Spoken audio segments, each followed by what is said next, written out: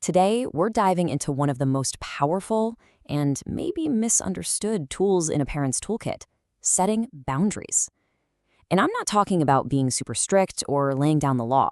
We're talking about building a foundation of security and respect that can genuinely last a lifetime.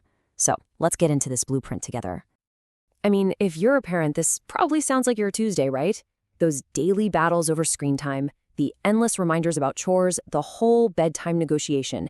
It is absolutely exhausting. It can really feel like you're just stuck in this never-ending loop of conflict. But here's the thing. What if the answer isn't piling on more rules or becoming an even stricter disciplinarian? What if we could just flip the script a little? We're talking about creating a totally positive framework, a blueprint where everyone in the family knows exactly what to expect.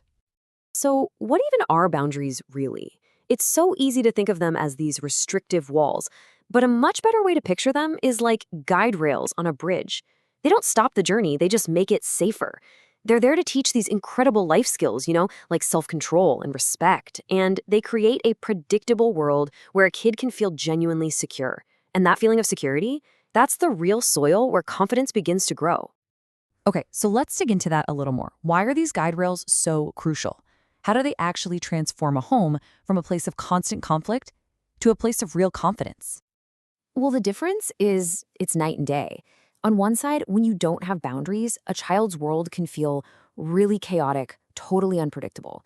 And that often leads to anxiety, confusion, and yeah, those endless power struggles. But on the other side, with clear guide rails, you create this environment of security and mutual respect. And that is the perfect launchpad for them to develop genuine independence. And this all really comes down to four key pillars. First, that structure we're talking about, it gives them that predictable, safe world. And when expectations are clear, guess what? Conflict just naturally goes down. And through this whole process, kids start to learn respect, not just for you, but for everyone around them. And finally, inside these safe limits, they get the freedom to start making good choices all on their own. And that right there is how you build true independence. All right, so we've got the why down. Now for the fun part, the how. Let's get into the practical playbook, the stuff you can start using like today. It really starts with these four foundational steps. First up, be clear and consistent. This is everything. If the rules are always shifting, they just don't mean anything. Next, and this is a big one, explain the why. It helps kids buy into the whole idea. Then, try to use positive language, which frames things in a much more constructive way. And finally, be firm but fair. It shows you mean what you say, but you're always leading with love. Let me show you what I mean by positive language. Instead of saying, no, you can't go outside without your shoes, you flip it. You state the condition for what they can do. You can go outside once you've put your shoes on. See? It's a really subtle shift, but it feels so much less like a command and more like, well, just a simple fact of how things work.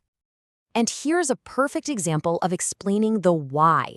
You're connecting the boundary to something your child can actually understand and even value, their own well-being. Suddenly, it's not just some random arbitrary rule you made up. It's a rule that actually exists to help them feel better. Okay, let's add four more really powerful tools to this playbook. First, whenever it's appropriate, involve your child in the process. It gives them a real sense of ownership. Second, and this might be the most important one, you have to model the respect you want to see. Kids learn way more from what we do than what we say. Third, praise good behavior.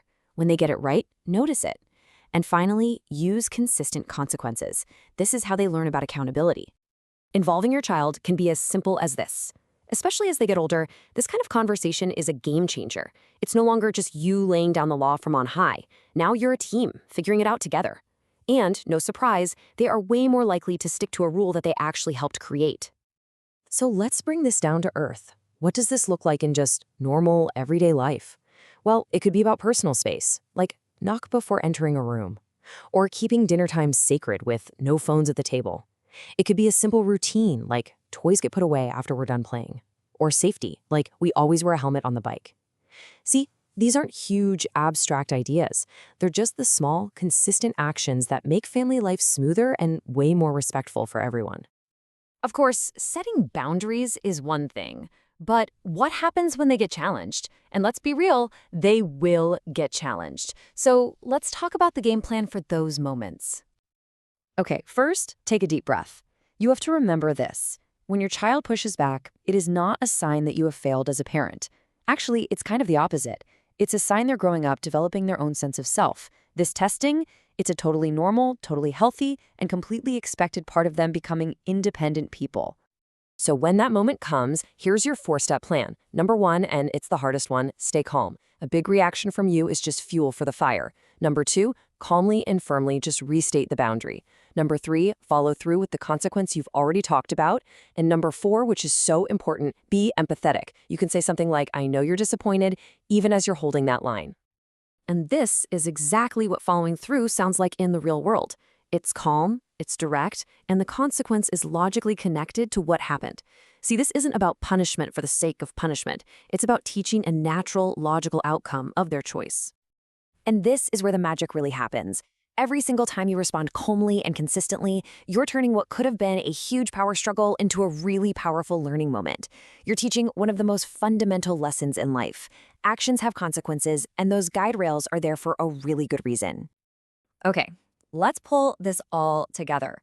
Let's recap the blueprint for building a more connected and, a more peaceful home. So here it is, the whole blueprint in a nutshell. First, remember, boundaries are all about security, not restriction. The secret sauce is being clear, consistent, and fair. You've got to model the respect you want to see. Use positive reinforcement and fair consequences. And above all else, stay calm and be patient when those boundaries get tested. This isn't some quick fix. It's a long-term investment in your family. So, I'm going to leave you with this question to think about. This doesn't have to be some massive, dramatic overhaul of your entire parenting style. What's just one small, clear boundary you could set or reinforce today? Because every single small step you take in building this blueprint can lead to a more peaceful, more respectful, and more connected home tomorrow.